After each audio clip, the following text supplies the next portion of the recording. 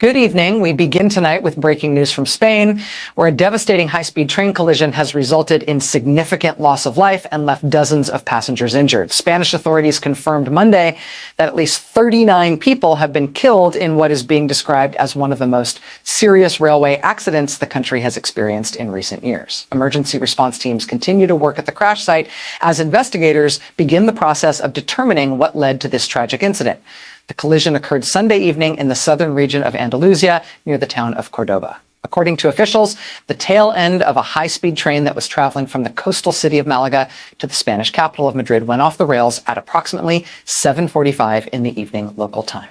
The train, which was carrying roughly 300 passengers, derailed and subsequently collided with another high-speed train that was traveling in the opposite direction from Madrid to Huelva, which is another city located in southern Spain. The information regarding the crash was provided by Adif, the organization responsible for operating Spain's railway infrastructure. Spain's Civil Guard, which is one of the country's national law enforcement agencies, provided an updated death toll early Monday morning. The agency confirmed that at least 39 people had lost their lives as a result of the collision. In a statement to NBC News, the Civil Guard indicated that the national protocol designed for responding to mass casualty incidents had been formally activated. This protocol involves coordinating multiple agencies and resources to handle the scale of the emergency. The Civil Guard also confirmed that specialized personnel, including experts trained in fingerprinting and DNA analysis, had been deployed to the crash site to assist in the critical task of identifying the victims. As of the latest reports, the nationalities of those who perished in the accident remain unknown, and authorities are working to notify families and gather more information about the passengers who were on board both trains. The number of injured passengers is also substantial. Juanma Moreno, who serves as the regional president of Andalusia, provided details about the condition of survivors. He stated that 75 passengers had been transported to hospitals for treatment following the crash. Among those hospitalized, 15 individuals are reported to be in very serious condition, indicating the severity of the injuries sustained during the collision. In a statement posted on the social media platform X, Moreno expressed the profound grief felt across the region, describing Andalusia as heartbroken by the tragedy. The regional government has mobilized additional medical resources to ensure that all injured passengers receive the necessary care and treatment. Spain's Prime Minister Pedro Sánchez traveled to the town of Adamuz, which is located near the crash site, to address the media and the nation regarding the incident. During a news conference held in Adamuz, the Prime Minister pledged that the government would conduct what he described as a thorough and absolutely transparent investigation into the collision. He emphasized the importance of understanding exactly what went wrong and ensuring that all facts are made available to the public. Sanchez also spoke about the human toll of the accident, stating that today is a day of pain for all of Spain. His remarks reflected the national sense of mourning and the gravity of the situation facing the country. The Prime Minister acknowledged the efforts of local residents in Adamuz, many of whom assisted emergency services throughout the night as they dealt with the large influx of passengers who needed help following the crash. Early in the day, prior to his visit to the crash site, the Prime Minister's office announced a change to his scheduled travel plans. It was confirmed that Sanchez would not be traveling to Davos, Switzerland, where the World Economic Forum began on Monday.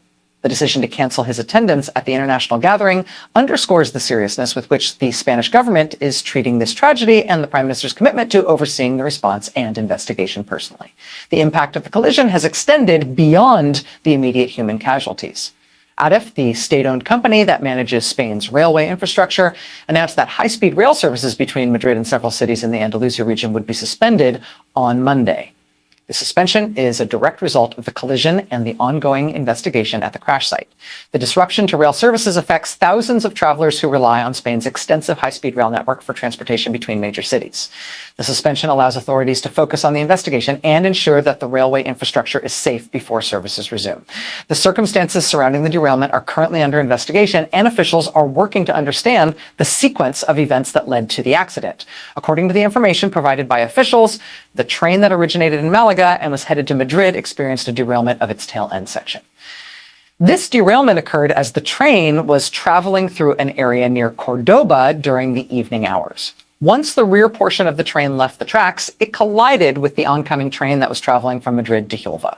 The force of the impact and the resulting damage were significant enough to cause both trains to sustain serious structural damage and to result in the high number of casualties and injuries.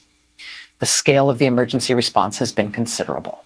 Multiple agencies, including the Civil Guard, regional emergency services, medical personnel, and transportation officials, have been involved in managing the aftermath of the collision. The immediate priorities following the crash included rescuing passengers who were trapped in the damaged train cars, providing medical treatment to the injured, and beginning the process of identifying those who died. The activation of the mass casualty protocol ensures that the response is coordinated and that all available resources are deployed effectively to handle the situation. The train collision represents a significant tragedy for Spain, a country that takes pride in its modern and extensive high-speed rail network. The Spanish railway system is widely regarded as one of the safest and most efficient in Europe, making this accident all the more shocking for residents and officials alike. The loss of 39 lives and the serious injuries sustained by dozens of others have sent shockwaves throughout the nation. Communities across Spain are mourning the victims, and there is a widespread desire to understand how such a devastating accident could occur on what is normally considered a very safe form of transportation. As night fell on Sunday and emergency crews continued their work under difficult conditions, the full scope of the tragedy became increasingly clear. The collision site, located in a rural area near Córdoba, presented challenges for first responders who had to navigate the terrain and work quickly to reach all passengers. The cooperation between different emergency services and the assistance provided by local residents in Adamuz proved crucial in managing the immediate response to the crisis. With that comprehensive overview of the initial reports and the immediate response to this devastating train collision in southern Spain, we now turn to a more detailed examination of the specific circumstances surrounding the crash, the response from transportation officials, and the broader context of railway safety in Spain.